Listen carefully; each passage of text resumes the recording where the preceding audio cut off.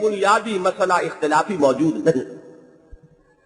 اور آگے آئیے، اب اس کو تو میں نے ذرا تفصیل سے بیان کر دیا اس لیے کہ یہ ہمارے ہاں کے بڑے محتم بشان مسائل میں سے ہے جو حل نہیں ہو رہے۔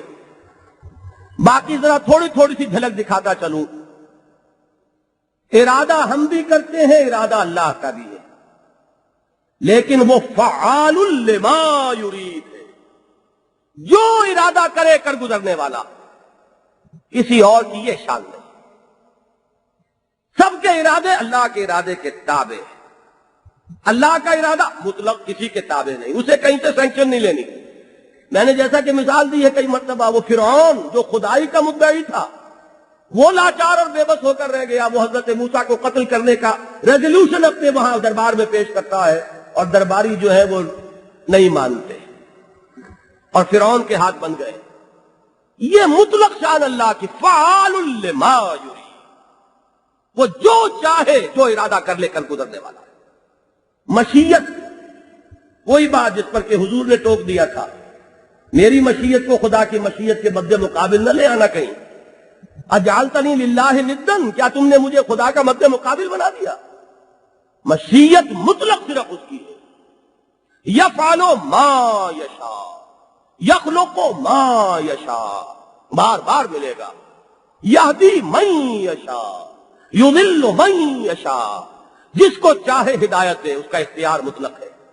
تم روک نہیں سکتے اس کا ہاتھ، وہ چاہے تو ابو جہل کو ہدایت دے دے آنے واحد میں۔ جس کو چاہے بخش دے، یغفر لمن یشاء ویعذب من یشاء، جس کو چاہے عذاب دے اور جس کو چاہے بخش دے۔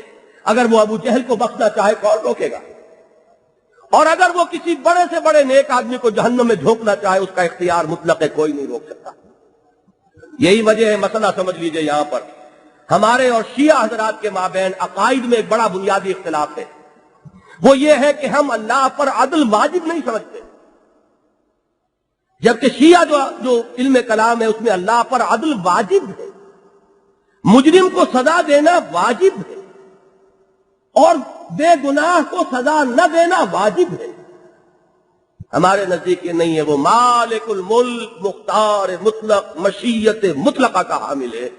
وہ بڑے سے بڑے نیکوکار کو جہنم میں جھونکے تو اختیار ہے، یہ ہم جانتے ہیں وہ نہیں جھونکے گا، یہ بات دوسری ہے۔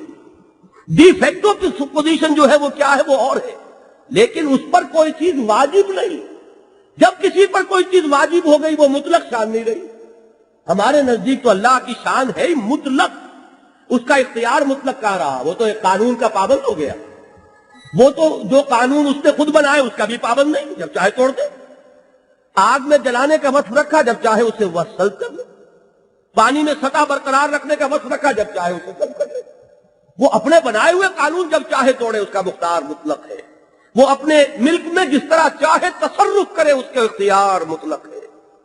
وہ جس کو چاہے بخش دے، یغفر لمن یشاء ویعذب من یشاء، یضل من یشاء ویہدی من یشاء، وہ اس کی تو مشیت ہے۔ اور ہاں ہماری مشیت، وما تشاءون الا ان یشاء اللہ، اس کے دو ترجمے کیے گئے ہیں، بڑے پیارے ہیں۔ تمہارے چاہے کچھ نہیں ہوگا جب تک وہ نہ چاہے، یہ تو ہے نتیجے کے اعتبار سے، لیکن لفظی ترجمہ نہیں ہے، یہ محتاط ترجمانی ہے۔ تمہارے چاہے کچھ نہیں ہوگا جب تک کہ وہ نہ چاہے، لیکن اس کا ترجمہ یہ بھی ہوگا تم چاہ بھی نہیں سکتے جب تک کہ وہ نہ چاہے۔ تمہاری چاہ بھی اس کی مشیت کے تابع ہے۔ یہ ہے اصل میں وہ مطلق مشیت، کہ تمہاری مشیت بھی اس کی مشیت کے تابع ہے۔ تم چاہ ہی نہیں سکتے جب تک کہ وہ نہ چاہے۔ یہ ہے اصل میں توحید کا وہ مقام کہ جہاں فنا ہو جاتا ہے انسان کا ارادہ، اللہ کے ارادے میں فنا ہو گیا۔ جو تو چاہے، بس میں کون اور میری چاہ کیا اور میری مشیت کیا اور میرا ارادہ کیا۔ اس میں جو چوٹی کی بات ہے وہ کہہ کے میں آگے گزروں گا، مشیت کی یہ بحث۔ سب سے ذرا دھوکہ ہو سکتا تھا نا کہ جو سید المرسلین، محبوب رب العالمین، دھوکہ انہی کے بارے میں ہو سکتا تھا۔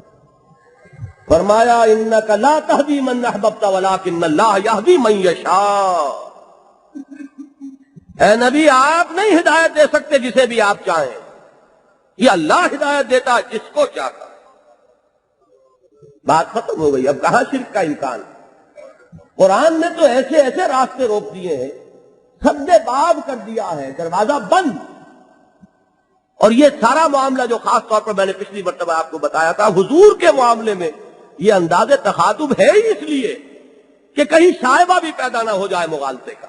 اسی کا تو نتیجہ ہے کہ الحمدللہ یہ امت جو ہے بحیثیت مجموعی بچی ہوئی۔